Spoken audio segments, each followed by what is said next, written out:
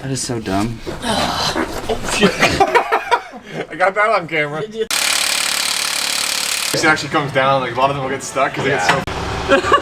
Yeah, you're up there.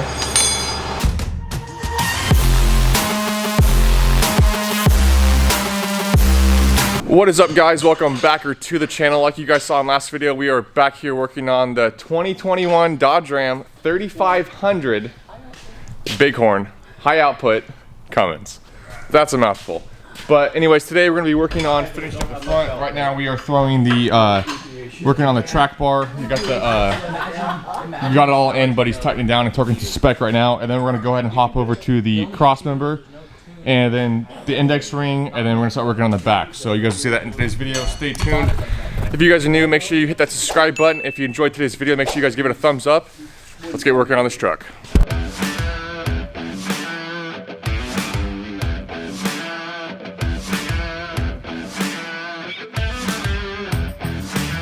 So right now we're working on doing the back. So we're gonna go ahead and drop the U-bolts and slide the new blocks in, and then we'll hop over to the other side, do the same thing. It just makes it easier this way, instead of having to drop the axle and try to wiggle it back up and get it all centered, everything again. It's easier to just drop the U-bolts, push down one side, slide the block in, tighten it all back up, and do the same thing on the other side, and then we'll throw the shocks in, and then get working on the indexing ring, which is going to be a fun one.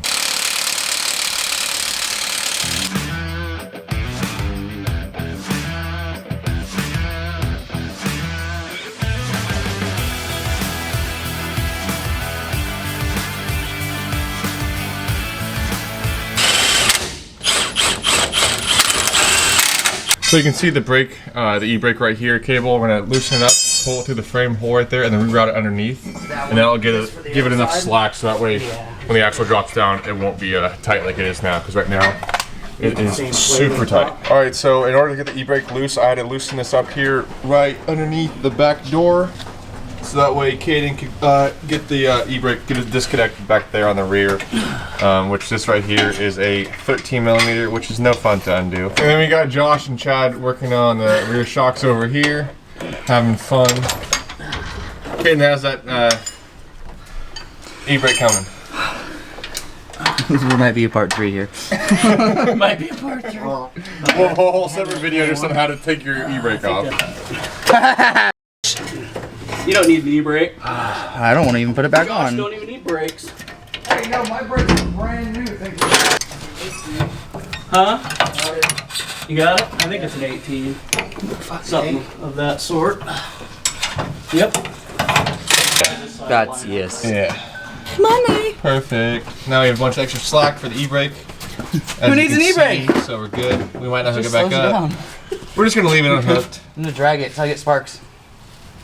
It's so that way people ask questions. It's a conversation starter. It's so much easier to put on. Of course.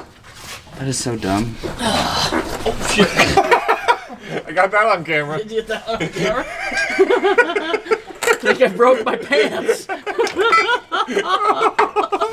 So as you can see, we got the e-brake all hooked back up and rerouted. So good to go there. So I got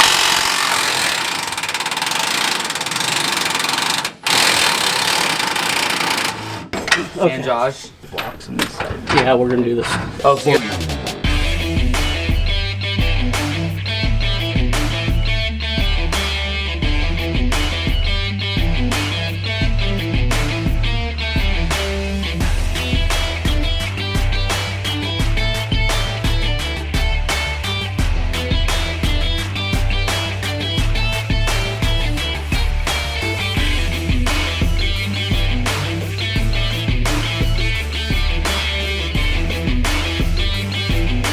Alright, so we're just wrapping the back end now, and we got the wheels on, as you can see. Chad's underneath here working on the brake bracket, which moves them up an inch.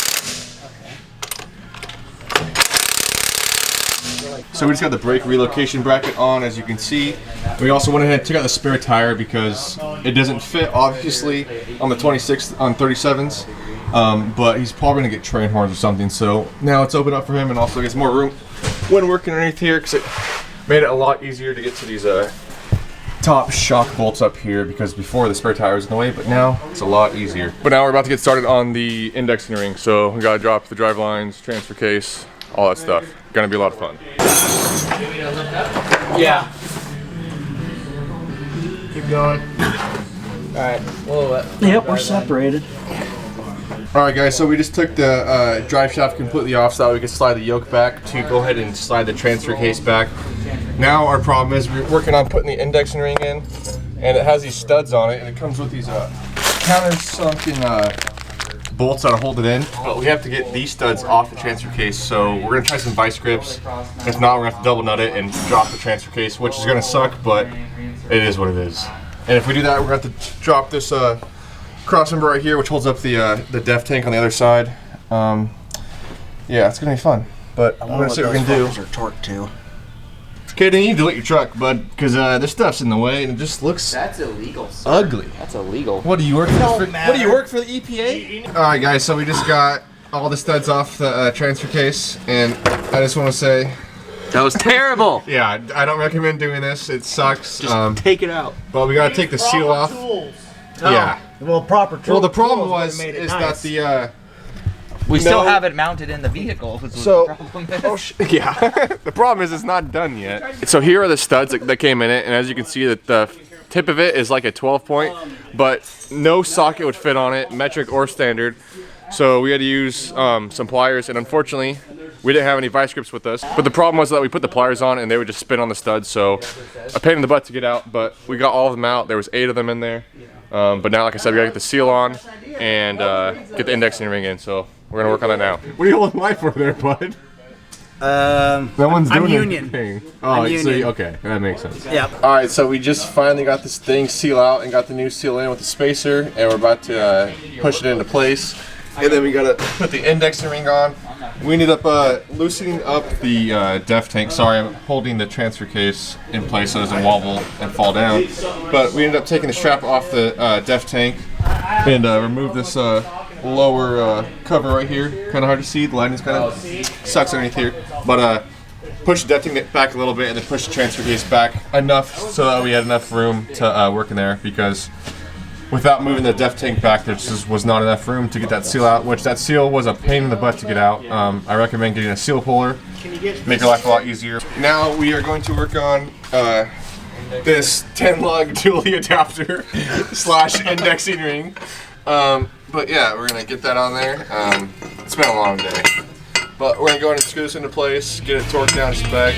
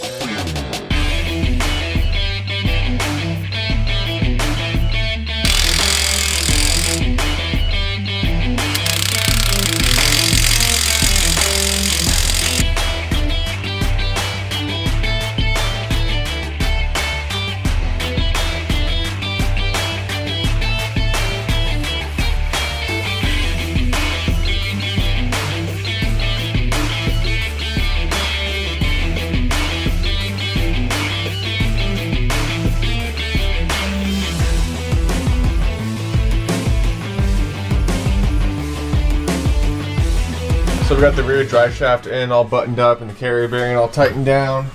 Got the front drive shaft in, the cross member in, transmission put back down and all bolted in place. I moved the def tank back, put the cover back on, and right now they are just tightening down the control arm bolts. And then we'll go into the truck and start it up and turn the steering wheel straight and take the drag link down, give it a couple spins or whatever it needs to get the alignment perfectly, and then we should be wrapped up. But Caden's over here taking off these little What do we need? I don't know, I got little it right. guard things, what do you want to call them, plastic pieces, because he thinks it might rev a little bit, maybe like up a driveway when you're turning or something, so he's just gonna take them off now anyways.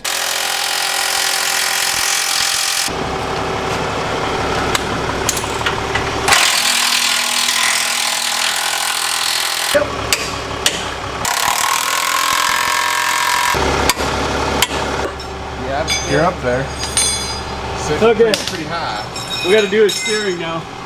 Get your watch your head. loads. Once he hits the 30 feet boards, he's gone.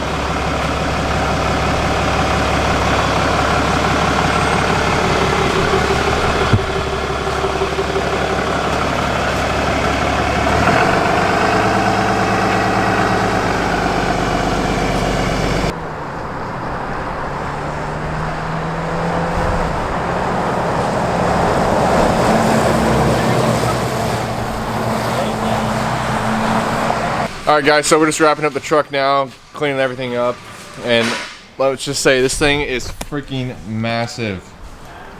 Well, what do we learn from this? It's been a long day. Hip and arm puller, inch and 3/4 socket for the pitman arm. Yeah. More for the I have to load 5 wheels. How many hours we got?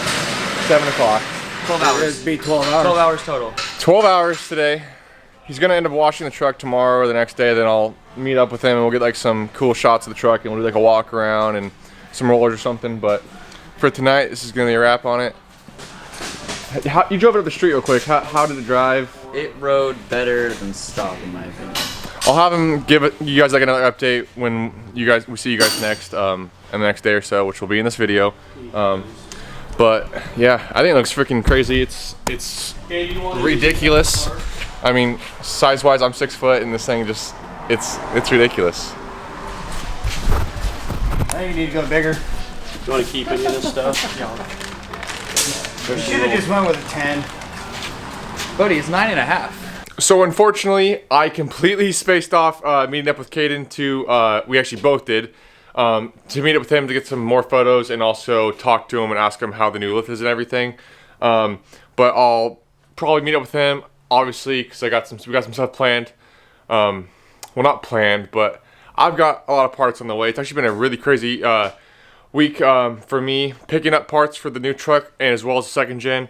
I've been all over Marketplace and Craigslist lately, looking at stuff, and it's just been a crazy week. Let's just say, in next video or the video after that, you'll see why the control arm, my lower control arm off the Fortune, is sitting here in the garage. Let's just say yesterday was crazy. Today's been crazy. I drove the second gen on a decently long trip today. Longest trip it's been on in probably about 2 years, 2.5 years. So pretty crazy week. And also you can see got tires over there. Yeah, so been picking a lot of stuff up. All kinds of, I got parts everywhere. And also there's been some stuff already put on the Fortune, which you guys will see either in next video or the video after that, because I have a video planned with Josh that I'm actually recording tomorrow, as you guys are seeing this today. Yeah, it's been a wild last 48 hours, to say the least. But anyways, I hope you guys enjoyed today's video. If you did, don't forget to give it a thumbs up. If you're new here, go down below, hit the subscribe button. I don't think I'm forgetting anything. My mind is all over the place. I'm literally editing this video a couple of hours before you guys see it. So I stayed up all last night editing it, but I keep getting these copyright claims because trying to put music over the video, it's the worst. I hate having to add music to videos. I am so scatterbrained now, it's not even funny. But anyways, like I said, it's been a crazy week. I've been ordering parts left and right, picking parts up. Let me know in the comments down below if there's anything you guys want to see me do to the Fortune. I already got the new lift ordered, wheels, tires, which I'll make a whole video about all that stuff as well, because I've never had this much difficulty trying to figure out what setup to go with as far as wheels and tires. The lift, super easy. I knew exactly what I wanted to do. I've done before, but it was just the wheel and tire setup. I was just like, oh, should I do this? Should I do that? Because it's my new daily and all that stuff. But anyways, I'm super excited, as well as super scatterbrained because of everything going on. But I will see you guys in the next upload. You just call me fucking Papa. You're in charge of food. Why? Because I'm fat? No. I wouldn't call that powder coat. No, it's like, That's paint. that's Dollar Tree paint. That's giving it something. Oh shit. I got that on camera. Did you get that on camera? I think I broke my pants.